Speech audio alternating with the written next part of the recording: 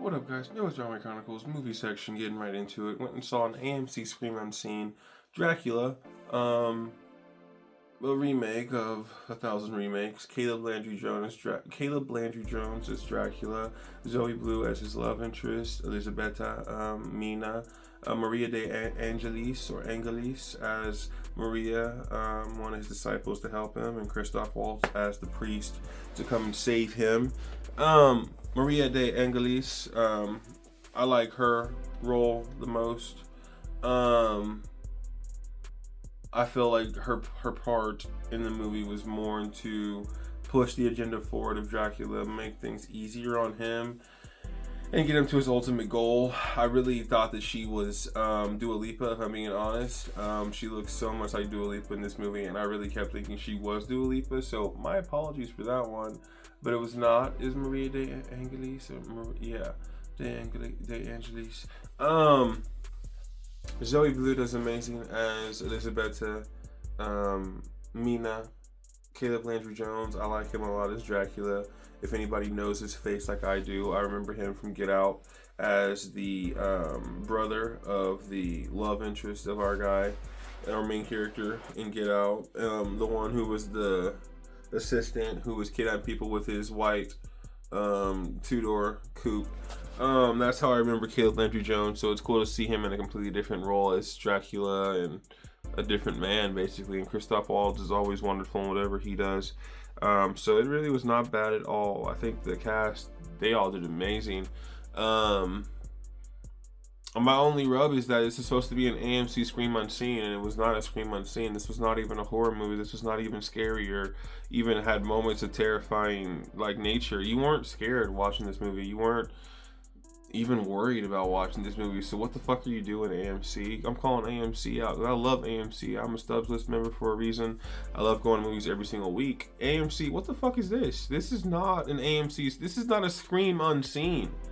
At least with Primate last month, I could talk my shit, but still acknowledge that it was a fucking horror movie about a monkey, and that's okay.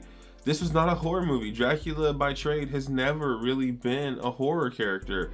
I don't know a Dracula movie that I've watched, and I've watched every Dracula. Bram Stoker, Vampire in Brooklyn, I've watched all of them. Van Helsing, Underworld, all the vampire movies I could ever watch, and Underworld's probably the closest one to a horror movie, and it's still not even a horror movie. So I don't really like that AMC decided to basically, again, like I said about Primate, it's a cash cow, it's a cash grab. You're trying to get us to walk into a movie that we normally probably wouldn't go and see, that we wouldn't just jump over for other movies, even though I think I would still probably wouldn't go and see Dracula, because I do love the Dracula lore.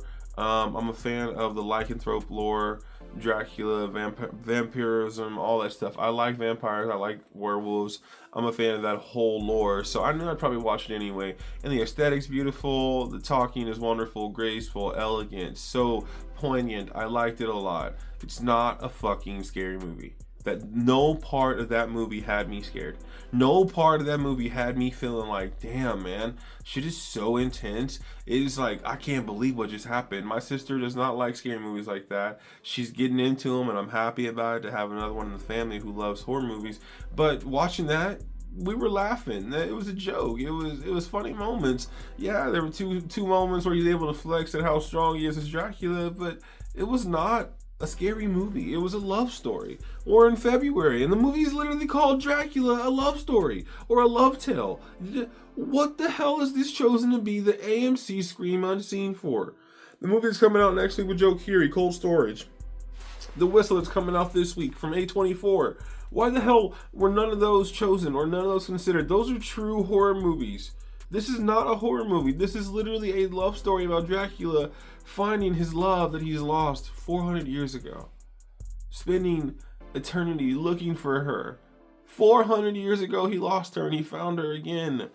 I cried in this movie. Yes, I shed tears when he got her back. When she was able to remember why she felt like she was not from this time. Why she felt like she did not belong in this time. And don't get me wrong, none of them do wrong. None of them do bad. None of their roles are bad. They all do so good in all their roles. I love all of the characters. All of the actresses and actors. I love all of them. It's the problem of where this movie was delivered to us. On a big screen in an AMC Scream Unseen. The word scream implies I'm gonna have a moment where I jump, where I'm surprised, where I'm shocked. That's not what Dracula did to me. It was a love story through and through. He was not a vengeful man. He was not a man who wanted to hurt you. You understood that when he had the guy come in, he literally had him upside down, and then he's like, "What's your last wish?" And he says, "Tell me about yourself." So there's the plug-in, just like Bram Stoker, just like Vampire in Brooklyn.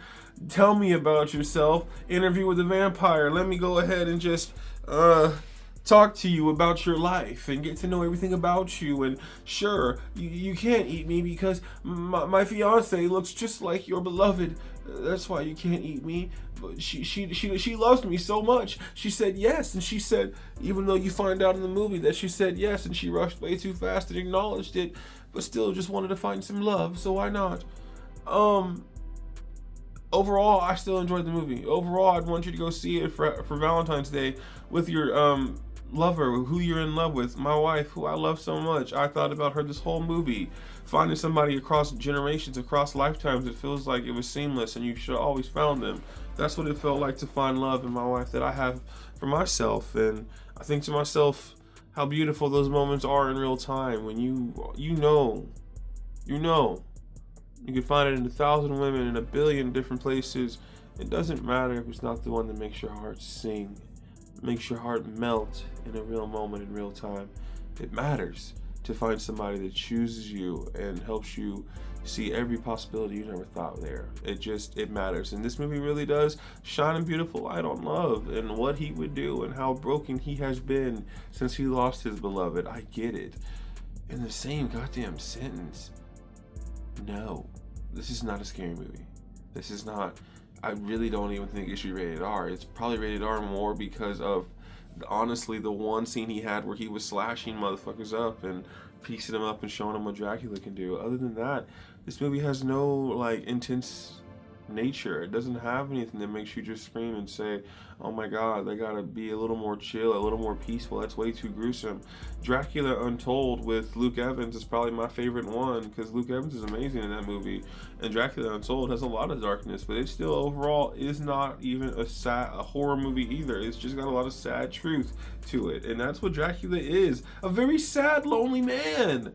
Almost always in all of his lore, he's a sad man waiting for his beloved, waiting for the love to change his life. He is not a man who is just badass and murdering people. That's what you get from werewolves. Werewolves eat motherfuckers. Werewolves mangle you and rape you people. Like, take your fucking faces and literally rip them off in front of your wife, and they eat her too. Like, this is not what you expect from Dracula. You expect Dracula to be a very elegant man, a very cultured, seasoned man who's seen it all and been through so many lifetimes. And he is. And that's why, yeah, you failed, AMC. Do better. Better Scream Unseen's, please. Happy that we got them back-to-back months.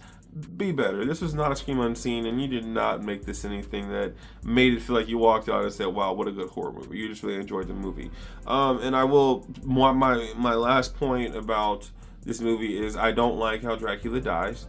In layman's terms, I don't like that you find the love of your life after 400 years and you're okay with protecting her by letting yourself get killed. It makes no fucking sense.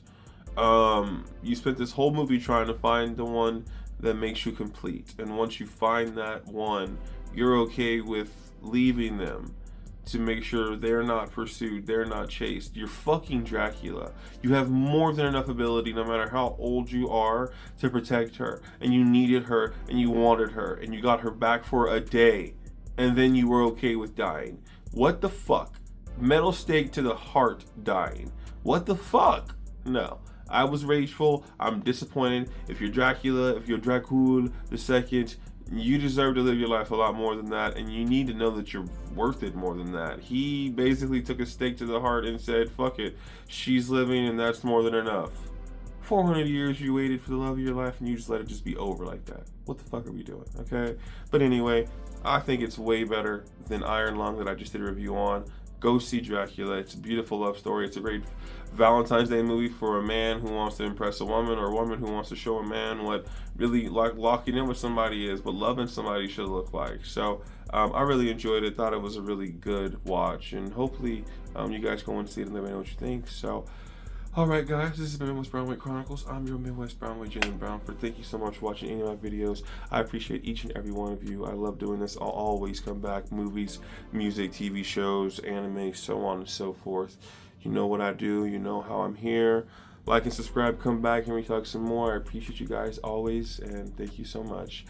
Have a good week. I'll talk to you guys later. Peace and love.